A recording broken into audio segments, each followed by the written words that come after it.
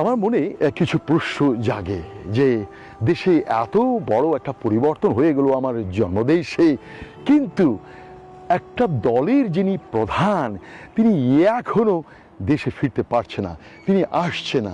কিন্তু কেন আসছে না এটাই অনেকেই জানে না। সবার শুধু একটি স্বপ্ন, কবে তিনি আসবেন, কবে আসবেন। সিনেমার বিজ্ঞাপনের মতো আসিতেছে আসিতেছে। নো নো নো চান্দু, তুমি স্বপ্ন বুনতে থাকো, স্বপ্নের জাল বুনতে থাকো।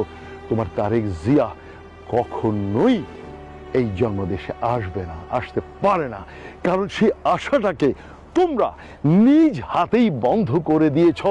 পাথর মেরে মেরে মেরে তারেক জিয়ার ফেরাটাকে একেবারে কফিনের শেষ পেরেকের মতো বন্ধ করে দিয়েছ। কারণ তারেকও ভালো করে জানে এই দেশে, এই জন্ম দেশে সে নিরাপদ নয়। প্রিয় বন্ধুরা, আমি বনি, আমি আবারও বলছি, শুনতে খারাপ লাগছে, বাট তারেক নট কামিং। লন্ডনে বসে লণ্ঠন ধরে আছে এই সেই তারেক জিয়া। নেবা নেবা।